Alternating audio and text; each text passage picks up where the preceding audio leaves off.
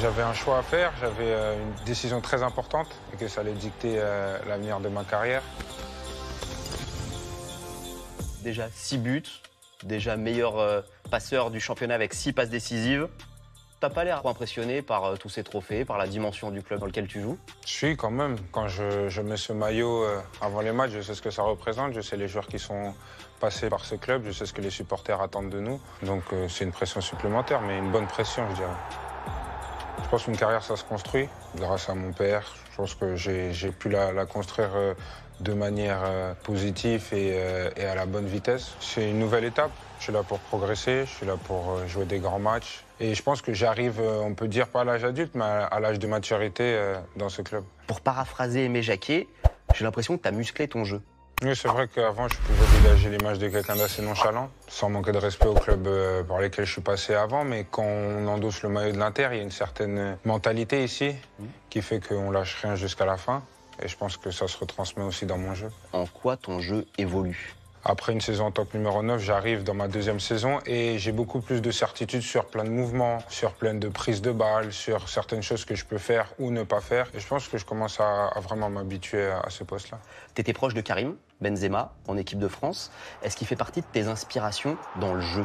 Oui, Karim, c'est quelqu'un qui m'a beaucoup aidé à mes débuts en équipe de France, quelqu'un qui m'a beaucoup parlé, avec qui j'ai beaucoup parlé aussi lors de mon passage en tant que numéro 9. Et il arrive vraiment à t'expliquer vraiment ce qu'il fait, puisque tout ce qu'il fait est très intelligent sur le jeu.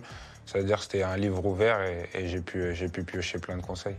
Et qu'est-ce que tu en retires concrètement? Si je devais donner un seul conseil que Karim a pu me donner, c'est que qu'importe où tu te situes sur le terrain, il y a une réponse juste à apporter. Ton état d'esprit quand tu es sur le terrain, c'est quoi? Avant, mon plaisir ne passait pas par le fait d'être décisif. Mon plaisir passait par juste ce qui me fait plaisir. Quand je rentre sur le terrain, maintenant, c'est décisif. Toute action décisive qui peut aider l'équipe, je vais en faire partie. L'étape d'après, c'est quoi? Devenir titulaire en équipe de France? Oui, ce serait ça l'étape d'après. En ayant des bonnes performances dans mon club, en répétant les performances en championnat, en Ligue des Champions, il faut arriver à être titulaire en équipe de France. Il y a une concurrence pas mal quand même. Nous, on a de très bons joueurs en équipe de France. Il y a même de très bons joueurs qui ne sont pas en équipe de France. On a la chance d'être français. Tu joues avec un système à 2 attaquants à l'Inter, à un avant-centre en équipe de France. Qu'est-ce que ça change? En équipe de France, c'est un peu ce que j'ai fait l'année dernière. C'est le système dans lequel j'ai commencé. Là, j'ai dû me réadapter, un peu connaître un nouveau système à 2, parce que c'est un système dans lequel j'avais jamais évolué. J'ai encore beaucoup de choses à apprendre, que ce soit dans la connexion avec l'autre attaquant ou pas. Tu sais que tu es aujourd'hui le 2e joueur le plus décisif de Serie A? Derrière Lautaro. Bon, on travaille bien. C'est un joueur fantastique avec une qualité de finition, une qualité dans le jeu aussi incroyable. C'est pas super compliqué d'évoluer à ses côtés. Et au tout début, quand tu l'as vu à l'entraînement, t'as pas eu envie de le tacler en mode finale de la Coupe du Monde, c'est pas fini? On a abordé le sujet directement, donc ça a rendu la chose plus facile. Pour moi, ton image a changé lors de cette finale de la Coupe du Monde où tu rentres et avec Randal Kolo Muani, vous arrivez, vous êtes des morts de faim et vous changez la mentalité et le cours de cette finale. Tu te rends compte que ça a joué sur la perception qu'on a de toi? Non, pas du tout. Je sais qu'on a eu un impact positif lors de cette finale. Après, je pense que les 26 joueurs étaient là pour un seul et unique but, remporter la Coupe du Monde. Malheureusement, ça n'a pas été le cas. Mais bon, moi, je sais que j'en ressors grandi de cette expérience. Bon, par contre, je suis obligé de te tailler.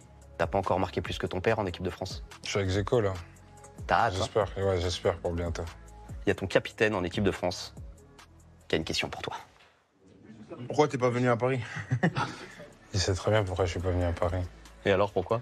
Paris te garantissait pas de temps de jeu et te garantissait pas la place de numéro 9, c'est ça? Ou c'est que t'as senti une plus grande confiance? Comment tu dirais? Jamais demandé de garantie de temps de jeu, ça, je pense pas que ça existe. Tu vas dans un club, c'est pour t'imposer ou pas.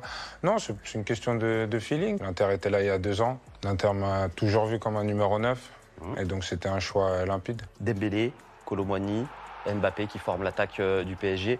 C'est handicapant, selon toi, de ne pas être au PSG pour devenir titulaire en équipe de France? Ou pas forcément, ça n'a rien à voir? Non, pas du tout. Après, le fait qu'ils soient tous les 3 au PSG, c'est de bonne augure pour le PSG et pour l'équipe de France aussi. Mais moi, je vois pas ça comme un handicap.